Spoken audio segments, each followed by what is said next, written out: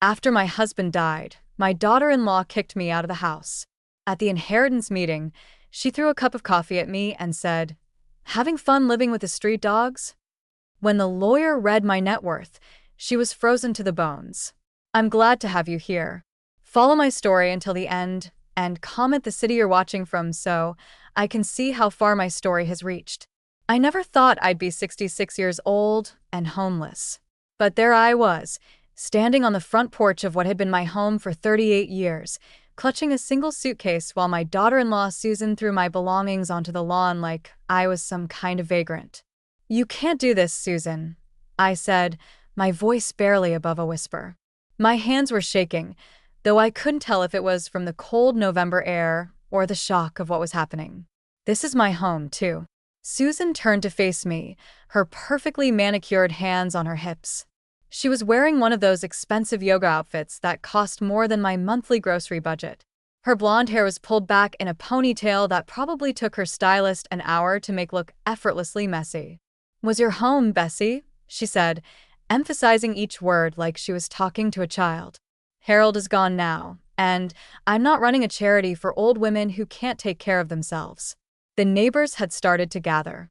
Mrs. Peterson from next door was pretending to water her already dead flowers while craning her neck to get a better view.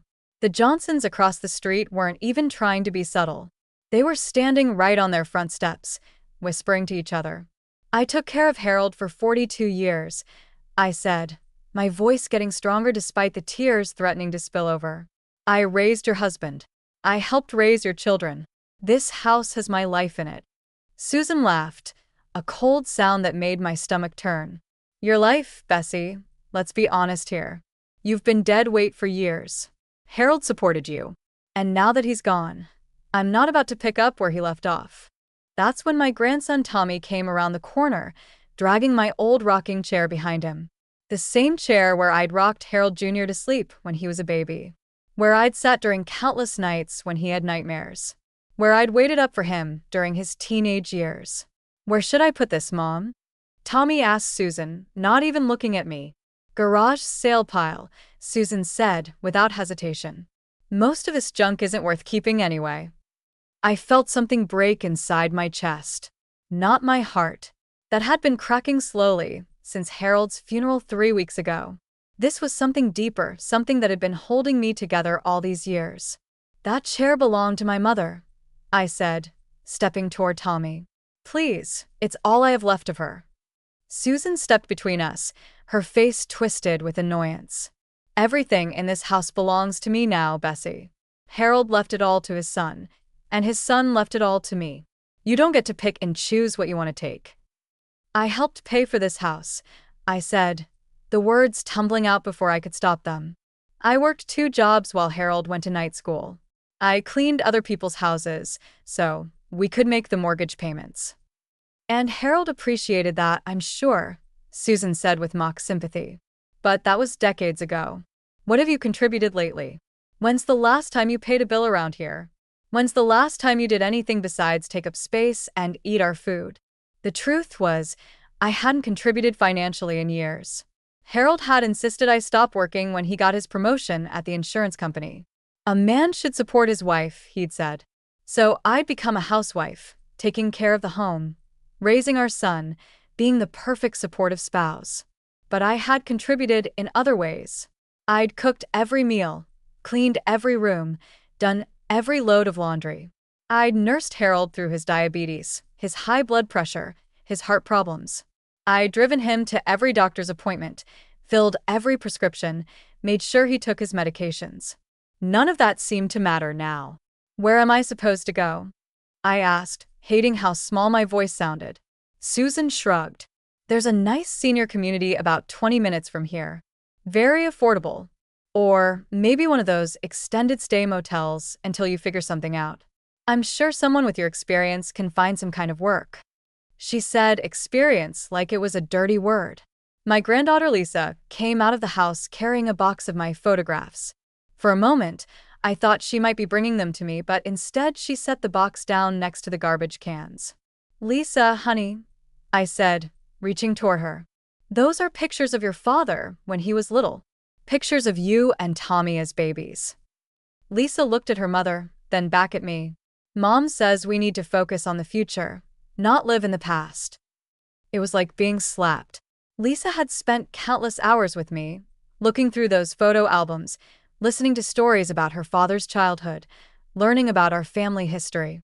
Now she was throwing it all away like it meant nothing. You have until sunset to get your things, Susan said, checking her Apple Watch. After that, anything left behind gets donated or thrown away. I looked around at the scattered remnants of my life, clothes that had been thrown into trash bags, books I'd read 100 times, the ceramic figurines I'd collected over the years, everything that made up who I was, spread across the lawn like debris after a tornado.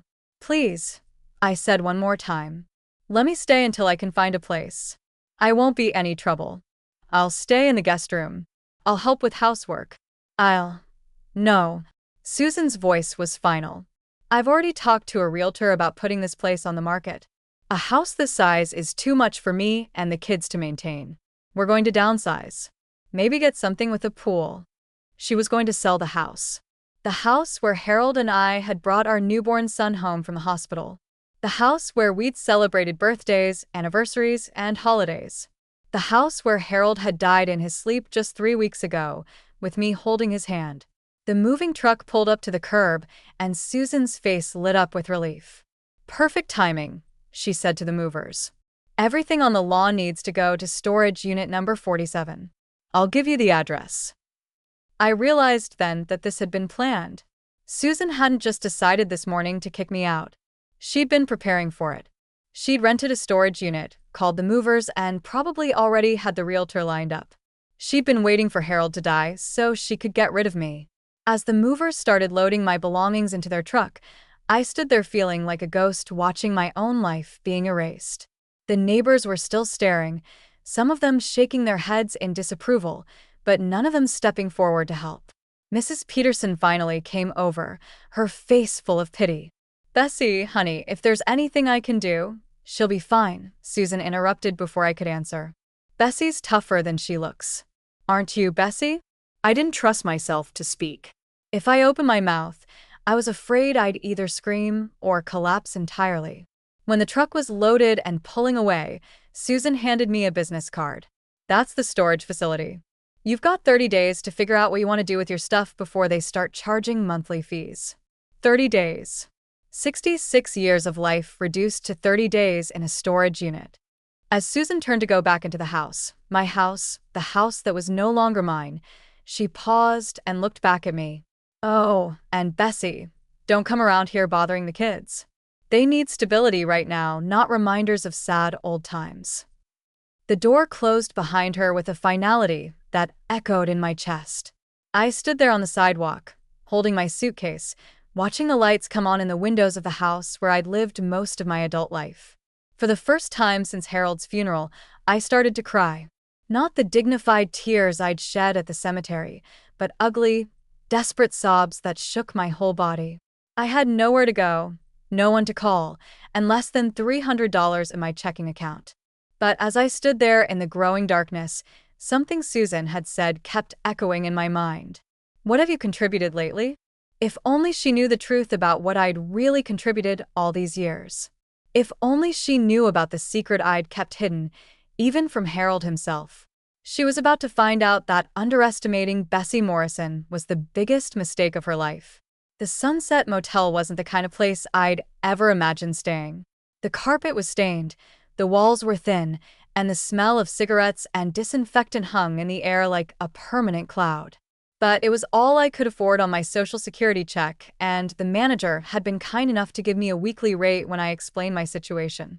3 weeks had passed since Susan kicked me out, and I was learning what it meant to be invisible. At the grocery store, cashiers looked right through me as they scanned my generic brands and discount items. At the laundromat, younger people pushed past me like I wasn't there. Even at the senior center, where I'd started eating lunch twice a week because it was free, I sat alone while the other women chatted about their grandchildren and their bridge games. I'd tried calling Lisa and Tommy several times, but their phones went straight to voicemail. When I finally got through to Lisa, she'd been cold and distant. Mom says we shouldn't get involved in adult problems, she'd said, her voice sounding rehearsed. She says you'll figure things out and be stronger for it. Adult problems like being homeless at 66 were some kind of character-building exercise. I'd driven by the house twice, hoping to catch the kids, when Susan wasn't around. But the second time, Susan had come storming out of the front door, her face twisted with fury. "I told you not to come around here," she'd screamed loud enough for the whole neighborhood to hear. "The children don't want to see you, Bessie. You're just confusing them with your drama." Drama? That's what she called being thrown out of my own home. Now, I spent my days in the motel room watching game shows and trying to make my small savings last as long as possible. I'd applied for a few part-time jobs, retail, cleaning services, anything that would hire a woman my age, but so far, nothing had come through. The worst part wasn't the cramped room or the questionable stains on the bedspread. It wasn't even the way the other motel residents looked at me with pity, clearly wondering what I'd done wrong to end up there. The worst part was seeing Susan's social media posts. I'd never been on Facebook before, but one of the other women at the senior center had shown me how to look up Susan's profile on her phone. Every few days, Susan posted pictures of the house, new furniture she'd bought, renovations she was planning, family dinners with the kids looking happy and well-fed. In the captions, she talked about fresh starts and focusing on the future and teaching the children about independence and self-reliance. She made it sound like kicking me out had been some kind of valuable life lesson for Tommy and Lisa. The comments from her friends were the worst part. "So proud of you for taking charge of your life. The kids look so much happier already. It's amazing how much lighter the house feels without negative energy." Negative energy. That's what 38 years of keeping a family together had become. I'd started keeping a notebook, writing down memories of Harold and our life together, afraid that if I didn't record them somewhere, they'd disappear entirely. The way Susan talked, it was like those years had never happened. Like I'd never existed at all. But I had existed. I'd been the one who stayed up all night when Harold Jr. had pneumonia when he was 7. I'd been the one who drove him to baseball practice every Tuesday and Thursday for 6 years. I'd been the one who helped him with his homework, who listened to him practice his saxophone, who held him when his first girlfriend broke his heart. Where was Harold Jr. now? Susan claimed he was busy with work, traveling for his job in sales. But I hadn't heard from him since the funeral, my own son, and he'd vanished from my life as completely as if he'd never been born. On Thursday afternoon, I was sitting in the motel parking lot, trying to work up the courage to go inside and face another evening alone, when a familiar car pulled up beside me. It was Mrs. Henderson, Harold's sister. I hadn't seen her since the funeral, and for a moment, hope fluttered in my chest. Maybe she'd come to help. Maybe someone in the family still cared. "Bessie," she said as she got out of her car. "I heard about what happened." "Oh, Margaret," I said, standing up too quickly and feeling dizzy from the sudden movement. "I'm so glad to see you." But Margaret's expression wasn't warm. If anything, she looked uncomfortable, like she was here out of obligation rather than love. "I wanted to talk to you about Harold's things," she said, not returning my smile. "Susan mentioned that you took some items that belonged to the family." My heart sank. "I only took what was mine, Margaret. My clothes, my personal items. I left everything else. Susan says you took Harold's watch, the one that belonged to our father." I felt heat rise to my cheeks. "Harold gave me that watch for our 20th anniversary. He said he wanted me to have something to remember his father by." Margaret shook her head. "That watch should stay in the family, Bessie. It should go to Harold Jr. or maybe to Tommy when he's older." "I am family," I said. But the words sounded weak, even to my own ears. "We're family," Margaret corrected gently. "Harold's gone now. And Susan is the children's mother. She's the one making decisions for the family." I stared at her, this woman who had been my sister-in-law for over 40 years, who had shared holidays and birthday parties and family vacations with me. In her eyes, I saw the same dismissal I'd been getting from everyone else. I was no longer part of the family. I was just a leftover from Harold's first life. "Fine," I said, my voice barely above a whisper. "I'll give her the watch." Margaret looked relieved. "I think that's best." Susan also mentioned some jewelry that might have belonged to Harold's mother. Maybe we could go through your things together and make sure everything gets to the right place. The right place? Not with me, apparently. We spent the next hour in my cramped motel room, going through the few possessions I'd managed to salvage. Margaret took Harold's watch, his mother's pearl earrings, and even a small ceramic vase that had been a wedding gift from Harold's aunt. You understand, don't you, Bessie? Margaret said as she packed the items into a box. These things have sentimental value to the family. I nodded, though I wanted to scream that they had sentimental value to me, too. That I was the one who had polished that watch every week for 26 years. That I was the one who had worn those earrings to every important family event. That I was the one who had carefully packed and unpacked that vase through 3 different moves. After Margaret left, I sat on the motel bed and looked around at what remained of my life. A few changes of clothes, some toiletries, a handful of photographs that Susan hadn't bothered to throw away. That was it.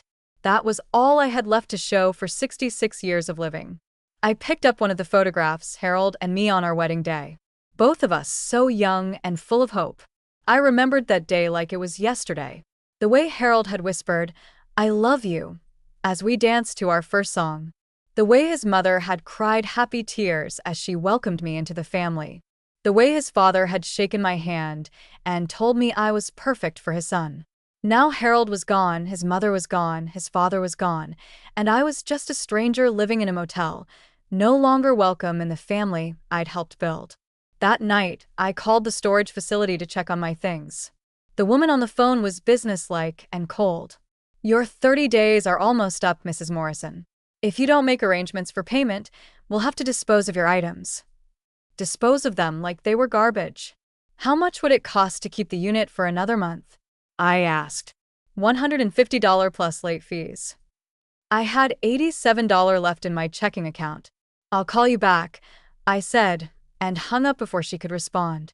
I lay on the uncomfortable motel bed, staring at the water stain on the ceiling and wondered how my life had come to this.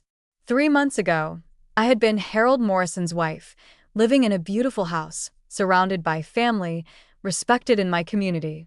Now I was nobody with nothing and nowhere to go. But as I drifted off to sleep that night, my hand instinctively went to the small locket around my neck, the one piece of jewelry I'd managed to keep hidden from Margaret's inventory. Inside was a photograph of my mother, and wrapped around the photo was something else, something Susan and Margaret and even Harold himself had never known about, a safety deposit box key. Tomorrow, I would visit that box for the first time in 20 years.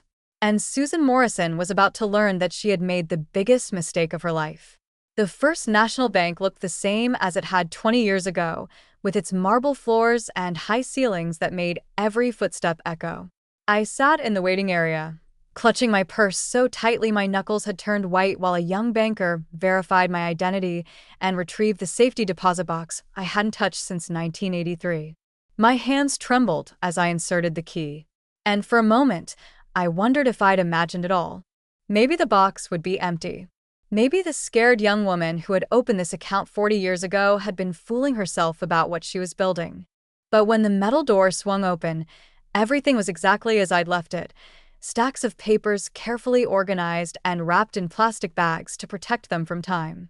Stock certificates, property deeds, bank statements from accounts Harold had never known existed, and beneath it all, a thick leather journal where I'd recorded every transaction, every investment, every careful step I'd taken to build something that belonged to me alone. I picked up the journal with shaking hands and opened to the first page written in my younger self's careful handwriting. January 15th, 1963. Harold thinks I'm taking sewing lessons on Tuesday evenings. Instead, I'm working as a bookkeeper for Mrs. Patterson's dress shop. $15 a week.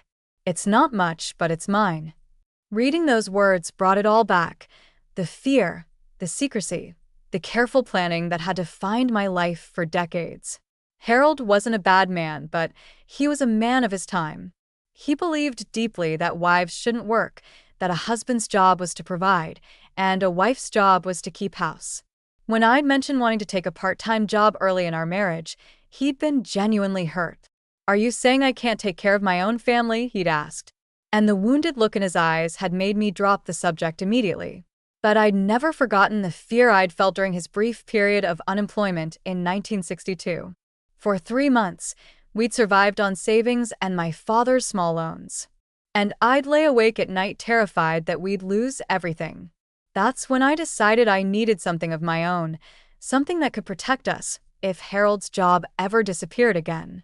So, I'd started small, the bookkeeping job at Mrs. Patterson's shop, telling Harold I was learning to sew.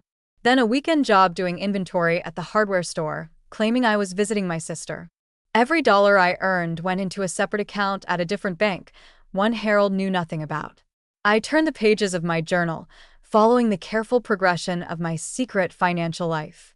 In 1965, I'd used my savings to buy a small duplex in a rundown part of town. Nothing fancy, but the rent from both units more than covered the mortgage payment. Harold never questioned where the extra money for groceries and household expenses came from.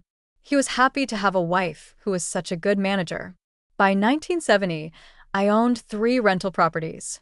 By 1975, I diversified into stocks, spending my sewing circle evenings at the library, teaching myself about investments from financial magazines and annual reports.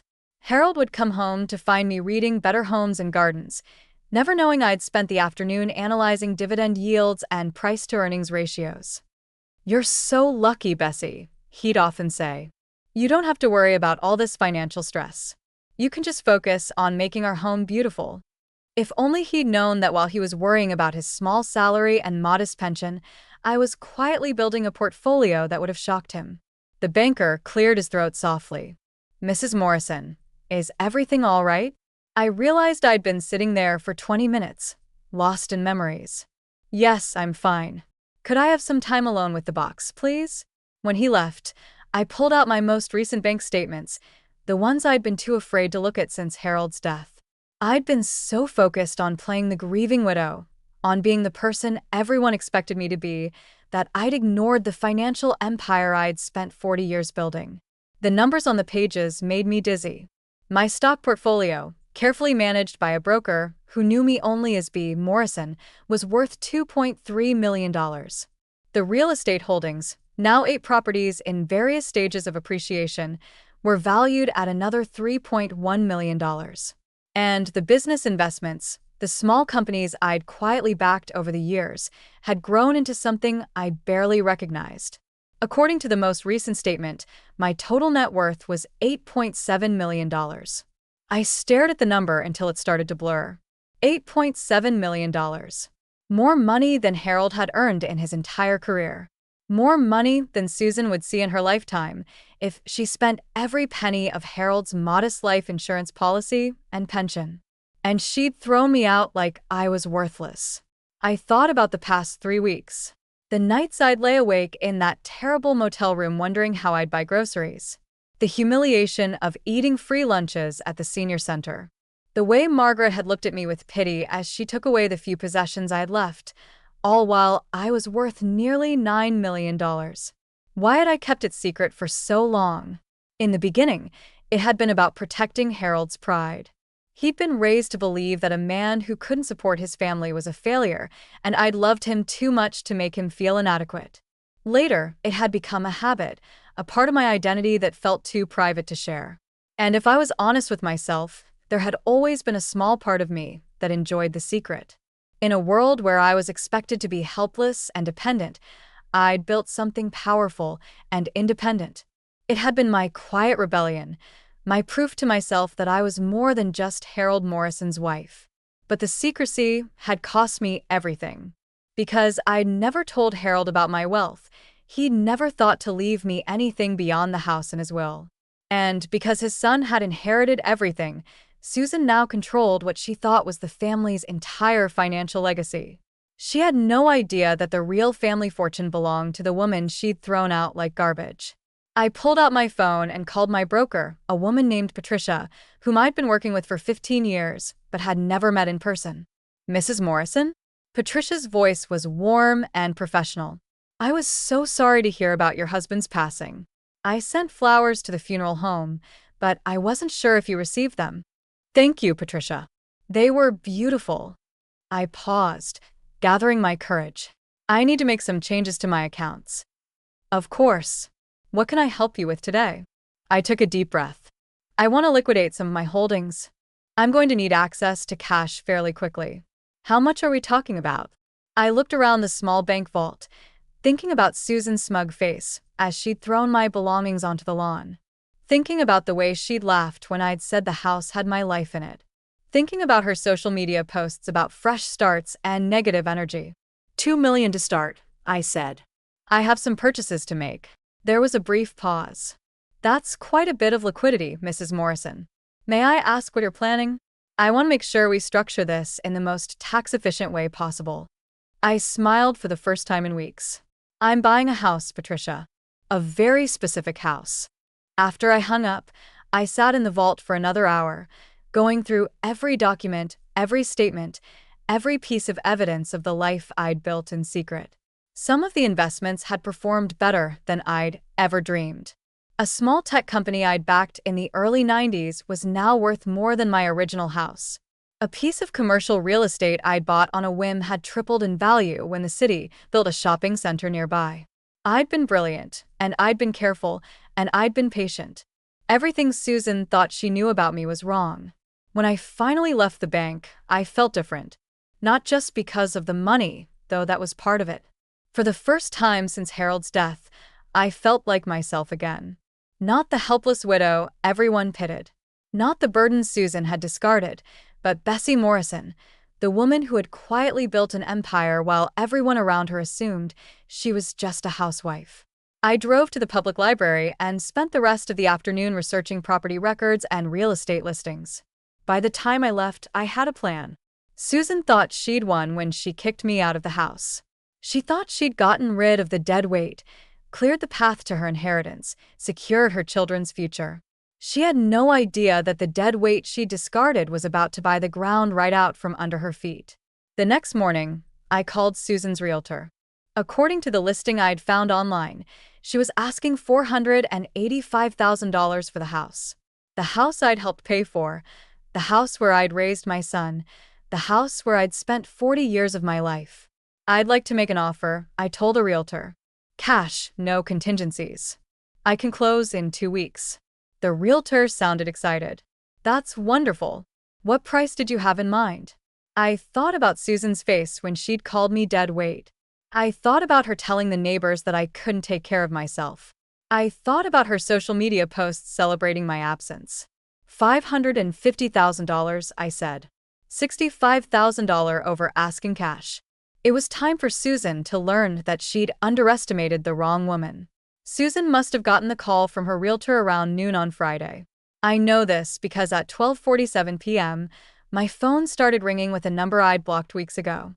When I didn't answer, the calls kept coming. 7 times in 10 minutes before she finally gave up and started texting. Who is trying to buy my house? Bessie, I know this is you somehow. Call me right now, or I'm calling the police. I set my phone aside and continued packing. After 3 weeks in the Sunset Motel, I was moving into a furnished apartment downtown. Nothing fancy, but clean and respectable while I waited for the house purchase to go through. I'd already signed the lease and paid 6 months in advance, enjoying the way the property manager's attitude had changed when I'd handed him cash instead of filling out credit applications. My phone buzzed again. This time it was a voicemail from Harold Jr., the first time I'd heard from my own son since the funeral. Mom, Susan says someone's trying to buy the house with a cash offer way over asking price. She thinks you're somehow involved, which is crazy because, well, but she's really upset and the kids are confused. Can you just call her back and tell her it's not you? She's driving everyone nuts. I almost laughed. Even my own son couldn't imagine that I might have access to that kind of money. To him, I was still just the helpless widow who'd been living off his father's generosity. Instead of calling back, I drove to the real estate office and met with Susan's agent, a cheerful woman named Janet, who had no idea she was caught in the middle of a family war. Mrs. Morrison. Janet looked confused as she checked her paperwork. I'm sorry, but you have the same last name as the seller. Are you related? I'm Harold Morrison's widow, I said simply. The house belonged to my late husband. Janet's expression shifted to one of confusion and concern. Oh my, I think there might be some misunderstanding here. Mrs. Susan Morrison is the one selling the property. She inherited it from her late husband. That would be my son, I explained. He inherited it from my husband, his father. But Susan is free to sell it, of course. I'm simply interested in purchasing it as an investment property. The lie came easily. I'd had 40 years of practice at keeping the truth hidden. Janet looked through her files, clearly uncomfortable. Well, your offer is certainly attractive. Mrs. Morrison, Susan Morrison, was hoping to get the asking price, but $50,000 over is quite generous. May I ask why you're interested in this particular property? I gave her my most innocent smile. It holds sentimental value. By Monday morning, Janet called to tell me that Susan had accepted my offer.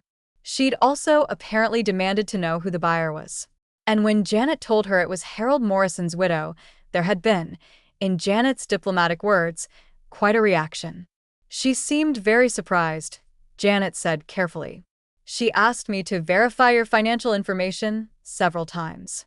I assured her that your cash offer was legitimate and that we could close whenever you're ready. I could only imagine Susan's reaction.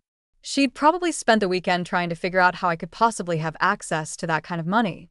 In her mind, I was surviving on Social Security and living in a motel. The idea that I could buy a $500,000 house with cash probably seemed impossible. She'd always been curious about money, even when Harold was alive. I remembered the way she'd study our bills when she visited, making little comments about how expensive everything was getting, how lucky Harold was to have a stable pension. She'd once asked Harold directly how much he'd saved for retirement, and he'd been embarrassed by the question. Susan, that's not really any of your business, he'd said gently. I just worry about you both, she'd replied. I want to make sure you're prepared for the future. Now, I wondered if she'd been calculating that future even then, adding up what she thought Harold was worth and planning what she'd do with it when he was gone. On Tuesday, I decided to have a little fun. I drove to the house during the day, when Susan would be at her part-time job at the boutique downtown. Tommy was in school, but Lisa was homesick. I could see her through the living room window, curled up on the couch watching TV. I knocked on the door and Lisa answered in her pajamas, looking surprised and a little guilty to see me. Grandma Bessie? She glanced over her shoulder nervously. Mom's not here. I know, honey. I just wanted to see how you were feeling. Your grandmother Margaret mentioned you had a cold. Lisa nodded but didn't invite me in. I'm okay. Just staying home from school today. Are you eating enough? Taking your vitamins? I reached into my purse and pulled out a $20 bill. Here, have your mom order you some soup for lunch. Chicken noodle is best when you're sick. Lisa stared at the money like it was a foreign object. Grandma, where did you get this? The question broke my heart. In her mind, I was so poor that $20 was suspicious. I've been managing my money carefully, I said. Now take this and get yourself something healthy to eat. She took the money reluctantly, still looking confused. Grandma, are you okay? Mom said you were living in a motel and couldn't afford to keep Grandpa's things. Your mother was mistaken about a lot of things, I said gently. I'm doing just fine, sweetheart. Better than fine, actually. I could see the wheels turning in Lisa's head. Are you getting help from someone? Mom says the government sometimes helps old people who can't take care of themselves. Old people who can't take care of themselves? That's how Susan had described me to my own granddaughter. Lisa, honey, I want you to know that I've always been able to take care of myself. I've been taking care of other people, too, for a very long time. Sometimes adults don't understand everything that's happening around them, even when they think they do. She nodded slowly, though I could tell she didn't really understand. Will you tell your mother I stopped by to check on you? Should I tell her about the money? I smiled. You can tell her whatever you want, sweetheart. That evening, Susan called me directly. This time I answered, What the hell are you trying to pull, Bessie? No griting, no pleasantries. I'm not trying to pull anything, Susan.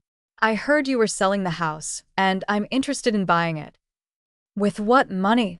Her voice was sharp with suspicion. You're living in a motel. You couldn't even afford to keep Harold's things in storage. I found a way to get financing, I said calmly. Sometimes things work out better than expected. What kind of financing? Who would give you a loan for that much money? I could hear the panic creeping into her voice. In her mind, she'd calculated every angle, controlled every variable. The idea that I might have resources she didn't know about was clearly terrifying to her. It's a private loan, I said. From someone who believes in me. I want to know who's giving you this money and why. Susan, I don't owe you any explanations about my financial arrangements. You wanted to sell the house, and I want to buy it. It's a simple business transaction. There's nothing simple about this, and you know it. Her voice was getting higher, more frantic. You're trying to manipulate me somehow. You're trying to make me look bad. I'm trying to buy a house that I'd like to own. Nothing more, nothing less. There was a long pause. When Susan spoke again, her voice was different, colder, more calculating. If you somehow manage to scrape together the money for this house, what makes you think I'll let you have it? I could withdraw my acceptance. I could refuse to sell to you. You could. I agreed, but you've already signed the purchase agreement. And Janet tells me you've already spent quite a bit of money preparing for the move. Deposits on a new place, moving expenses. It would be expensive to back out now. Another pause. You've been planning this, haven't you? This whole helpless widow act was just a performance. I've never pretended to be helpless, Susan. You just assumed I was. Where is this money coming from, Bessie? I know you didn't have it when Harold died. Did you take out a reverse mortgage on some property? Did you sell something valuable that belonged to the family? She was getting desperate now, grasping for any explanation that would make sense in her limited understanding of who I was. The money is mine, Susan. It's always been mine. That's impossible.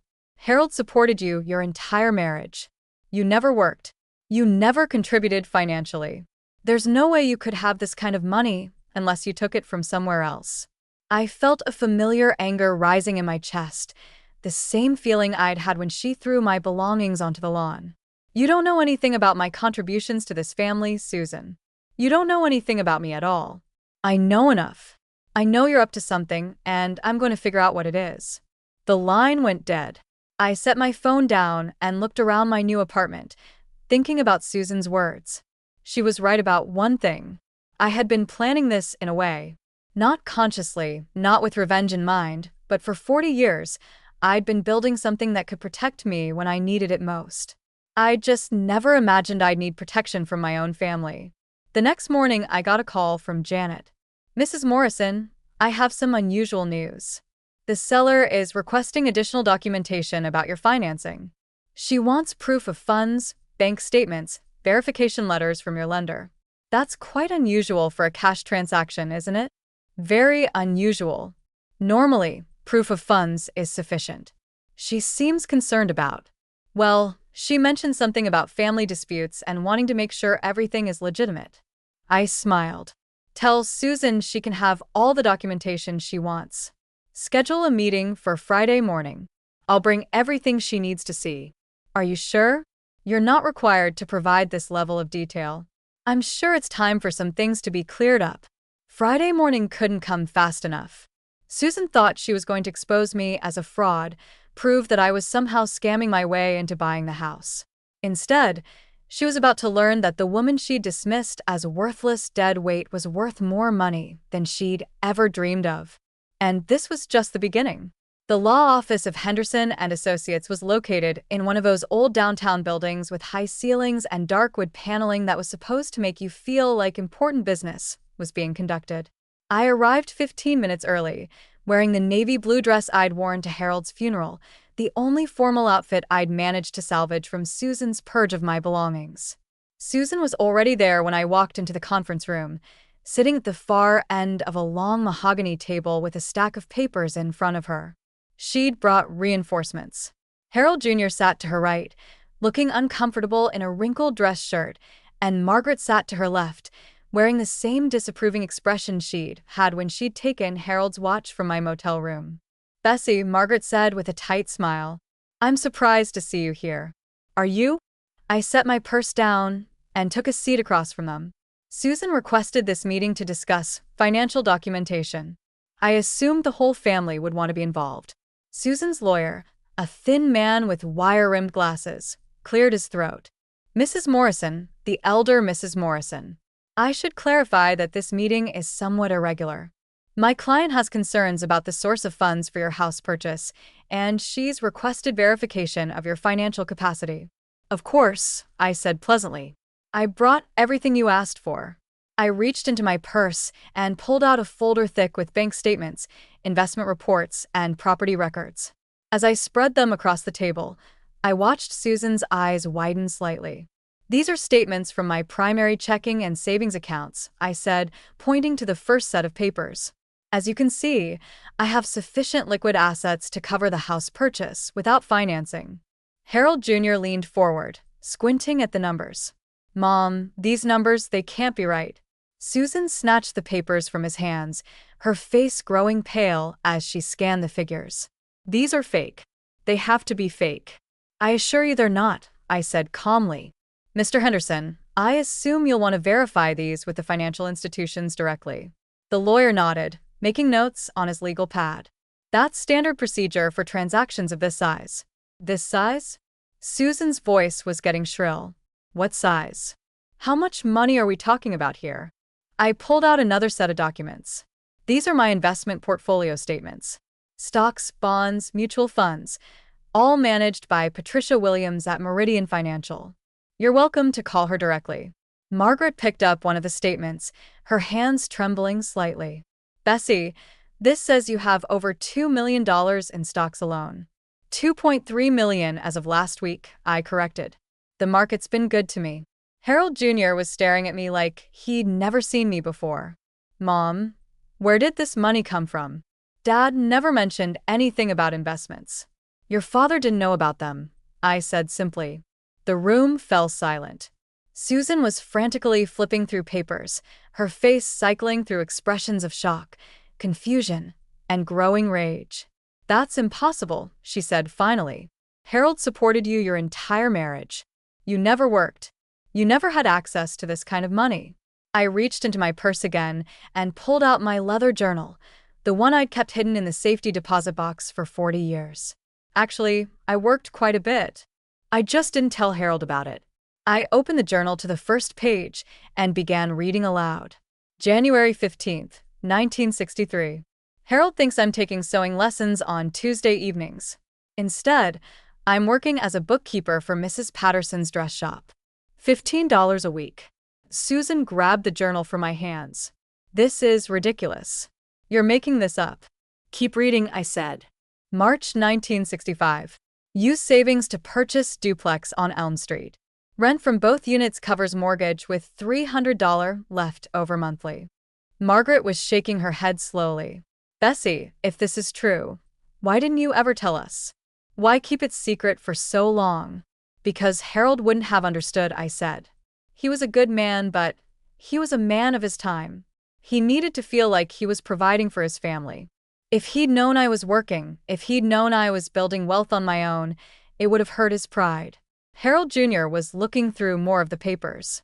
Mom, some of these properties, I recognize these addresses, that duplex on Elm Street. You still own that. I own 8 rental properties now, I said. Plus commercial real estate, and I've been a silent partner in several small businesses over the years. Susan slammed her hand on the table so hard that everyone jumped. You're telling me that while Harold was working himself to death at that insurance company, worrying about college funds and retirement savings, you were sitting on millions of dollars. I was building financial security for our family, I said firmly. Harold never had to worry about money, because I made sure we'd always have enough. By lying to him, by deceiving your own husband, I felt my temper flare. By protecting him, by making sure that if anything happened to his job, if he got sick, if the insurance company failed, we wouldn't lose everything. Which, by the way, proved to be a good decision when he had his first heart attack and couldn't work for 6 months. Harold Jr. looked confused. But Dad's disability insurance covered that period. Your father's disability insurance covered 60% of his salary, I said. The rest came from my rental income. How do you think we managed to keep the house, keep you in college, maintain the same standard of living? The truth was settling over them like a heavy blanket. For 40 years, they'd thought Harold was the financial foundation of our family. They'd never questioned where the extra money came from when times were tight.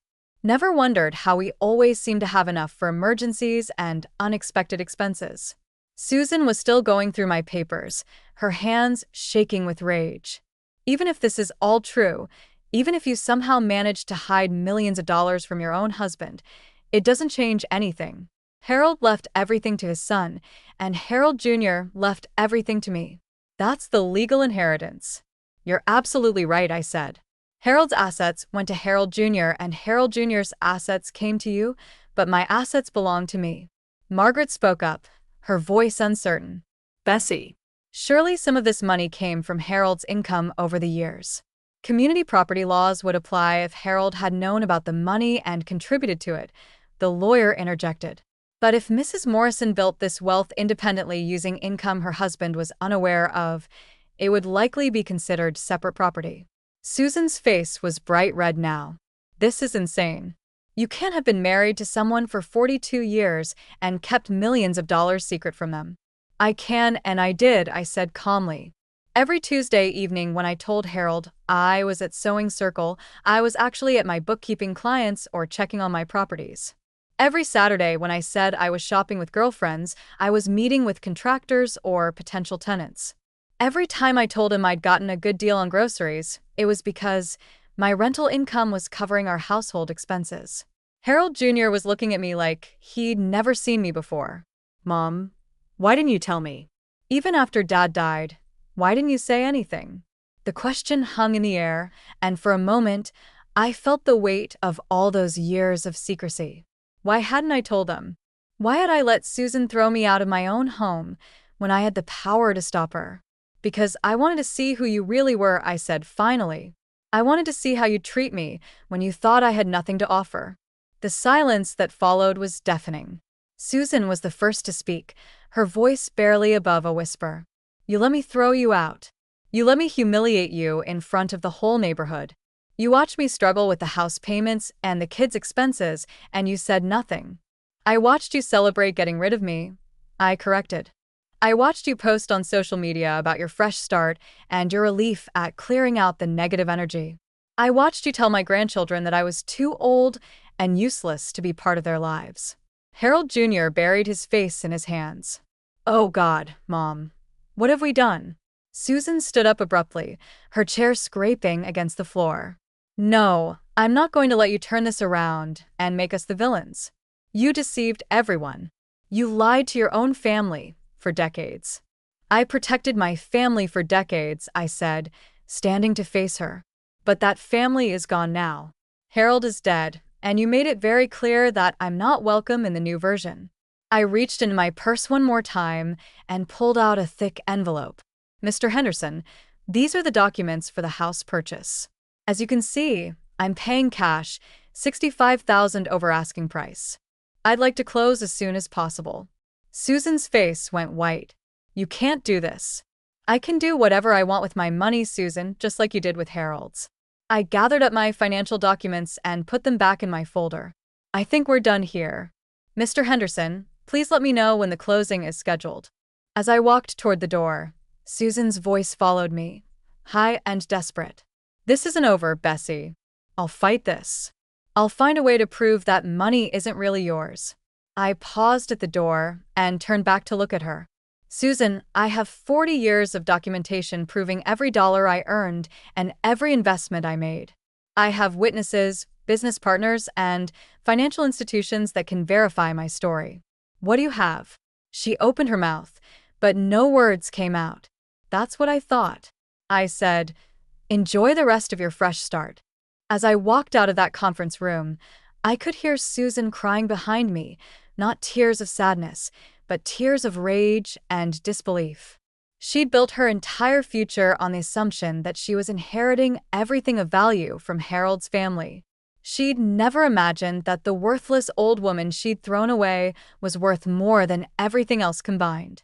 But the best part was still to come, because buying the house was just the beginning of what I had planned for Susan Morrison. 3 weeks after the meeting at the lawyer's office, I stood in the driveway of 412, Maple Street, my house now, watching a moving truck pull away. Susan had fought the sale until the very last moment, hiring her own lawyer to challenge the transaction, demanding investigations into my finances, even trying to claim that I'd somehow coerced Harold Jr. into selling me the house at below market value. None of it had worked. Every document I'd provided was legitimate. Every bank statement verified. Every property deed authentic. After 40 years of careful record-keeping, my financial empire was unassailable. The house looked different now that it belonged to me again. Not because anything had physically changed, but because I was seeing it through different eyes. This wasn't the family home where I'd lived at Harold's sufferance. This was my property, purchased with my money, owned entirely by me. I walked through the room slowly, taking in the changes Susan had made during her brief tenure as owner. New paint in the living room, different curtains in the kitchen, updated fixtures in the bathrooms. She'd spent quite a bit of money making the place hers. Money she'd borrowed against Harold's life insurance payout.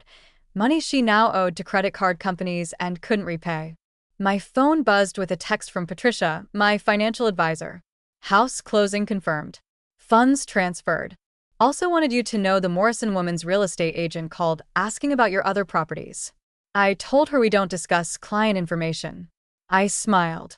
Susan was still trying to figure out the extent of my wealth, probably hoping to find some weakness she could exploit. She'd never understand that I'd spent 4 decades making myself unexploitable. Another text came in. This one from Harold Jr. Mom, can we talk? I've been trying to process everything that happened at the lawyer's office. I feel like I don't know who you are anymore. That one made my chest tighten. My relationship with my son would need careful rebuilding, if it could be rebuilt at all. He was struggling with the realization that everything he believed about his family was wrong. That his mild-mannered mother was actually a secret millionaire who'd been pulling strings behind the scenes for decades. But before I could focus on healing that relationship, I had one more piece of business to take care of. I drove to Sunset Gardens, the apartment complex where Susan had moved after being forced to sell the house. It was a decent place, not luxurious, but clean and safe, much nicer than the motel where she'd expected me to live indefinitely. Susan's apartment was on the 2nd floor. I climbed the stairs slowly, my knees reminding me that I was still a 66-year-old woman, regardless of my net worth. When I knocked on the door, there was a long pause before it opened. Susan looked terrible. Her hair was unwashed, her clothes wrinkled, and her eyes were red-rimmed from crying or lack of sleep or both. Behind her, I could see moving boxes stacked everywhere, as if she'd been living out of cardboard containers for weeks. "What do you want?" she asked, not inviting me in. "I wanted to see how you were settling in." She laughed bitterly. "Settling in? I'm drowning, Bessie." The credit cards I used to fix up the house are maxed out. The moving expenses wiped out what was left of Harold's life insurance. I can barely afford this place, and I certainly can't afford the rent increases they're talking about for next year. I'm sorry to hear that. Are you really sorry, or are you here to gloat? I looked past her into the apartment where I could see Lisa and Tommy sitting on a couch that looked like it had come from a thrift store. They waved at me tentatively, and I waved back. "I'm here to make you an offer," I said. Susan's eyes narrowed. "What kind of offer?" "I own several rental properties. One of them is a nice 3-bedroom house about 10 minutes from the kids' school. The current tenants are moving out next month. I can't afford to rent a house, Bessie. I can barely afford this apartment. The rent would be $400 a month." Susan stared at me. $400? That's impossible. A 3-bedroom house rents for at least $1,200 in this area. Not my house. Not for you. She was quiet for a long moment, and I could see her mind working, trying to figure out the catch. "Why would you do that?" she asked finally. "Because despite everything that's happened between us, Lisa and Tommy are still my grandchildren. They shouldn't have to suffer, because their mother made some poor decisions." "Poor decisions?"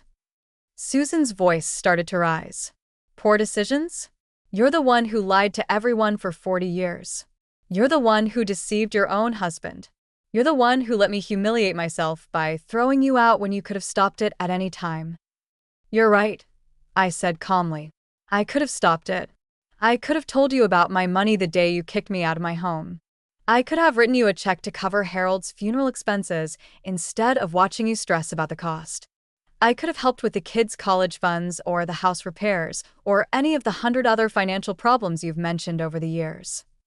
Susan was crying now, ugly tears that stained her makeup. Then why didn't you? Because I wanted to see who you really were when you thought I had nothing to offer. I wanted to see if the woman my son married would show kindness to a helpless old widow, or if she would throw her away like garbage the moment she became inconvenient. The words hung between us like a judgment. And now you know, Susan said quietly. Now I know. I reached into my purse and pulled out a lease agreement I'd had my lawyer draw up. The offer stands $400 a month including utilities, month-to-month lease. So if you find something better, you can leave anytime. Susan took the papers with shaking hands. What's the catch? There has to be a catch. No catch. But there are conditions, such as you don't badmouth me to the children. You don't try to turn them against me or poison them with your resentment. Whatever problems you and I have, we keep them between us. Susan nodded slowly. And you get a job. A real job, not part-time retail. Something that can support you and contribute to your children's futures. I'm offering you a way to get back on your feet, not a permanent free ride. She was quiet for a long time, reading through the lease agreement. Bessie, I don't understand why you're doing this after everything I said to you, everything I put you through. I'm doing it for Lisa and Tommy, and maybe a little bit for Harold Jr., who's going to need his family to heal from all this. What about Harold Jr.? Have you talked to him? I shook my head. He's not ready yet. He's too angry and confused right now. But eventually, he'll want to understand why I kept the money secret, why I let things play out the way they did. When he's ready to have that conversation, I'll be here. Susan wiped her eyes with the back of her hand. I was horrible to you. I said terrible things. I treated you like you were worthless. Yes, you did. And you're still willing to help me? I thought about that question as I looked at this broken woman in her cluttered apartment, surrounded by the debris of her collapsed assumptions. Was I helping her out of kindness, out of guilt, out of some desire to prove that I was better than her cruelty? Maybe it was all of those things. Or maybe it was something simpler. Susan, I spent 40 years hiding who I really was because I was afraid of how people would react to the truth. I built walls around myself to protect my secrets. And those walls kept me isolated even from the people I loved most. I don't want to live like that anymore. I paused, choosing my words carefully. I'm not doing this to punish you or to prove how generous I am. I'm doing it because holding on to anger and resentment would just be another kind of prison. I've been in enough prisons. Susan signed the lease with tears still streaming down her face. As I prepared to leave, she caught my arm. Bessie, do you think there's any chance we could start over? Not go back to the way things were, but maybe build something different. I looked at her for a long moment. This woman who had caused me so much pain, who had revealed such ugly truths about herself when she thought she held all the power. I don't know, I said honestly, but I think we both owe it to those children in there to try. 6 months later, I was in my garden, the garden behind the house that was truly mine now, when Lisa and Tommy came running across the yard. Susan had kept her word about the job hunting and was now working as an administrative assistant at a medical practice. It wasn't glamorous work, but it was steady, and she seemed to be taking pride in her independence. Grandma Bessie, Lisa called out. Mom says you're taking us school shopping tomorrow. If that's what you'd like to do, I said, setting down my pruning shears. Tommy looked up at me with Harold's eyes. Grandma, is it true that you're really rich? I smiled. I'm comfortable, sweetheart, but like really rich? Mom says you could buy anything you wanted. Having money doesn't mean buying everything you want, I said. It means having the freedom to choose what's important to you. What's important to you? Lisa asked. I looked at these two beautiful children, products of a complicated family that was slowly learning how to heal itself. I thought about Harold Jr., who had called me last week for the first time since the lawyers' meeting, tentatively asking if we could have lunch together. I thought about Susan, who was working hard, not just at her job, but at becoming a better version of herself. Family, I said, but not the kind of family that demands you give up who you are to belong. The kind of family that loves you for exactly who you are. As the children ran off to play, I sat back in my garden chair and looked at the house that had witnessed so much pain and deception, but was now becoming something new.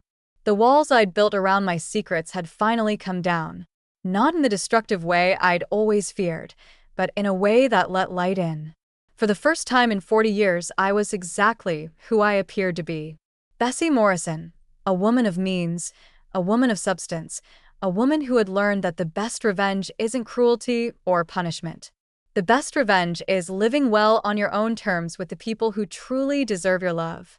And I was finally completely living well. Now, I'm curious about you who listened to my story. What would you do if you were in my place? Have you ever been through something similar? Comment below. Thank you for watching until here.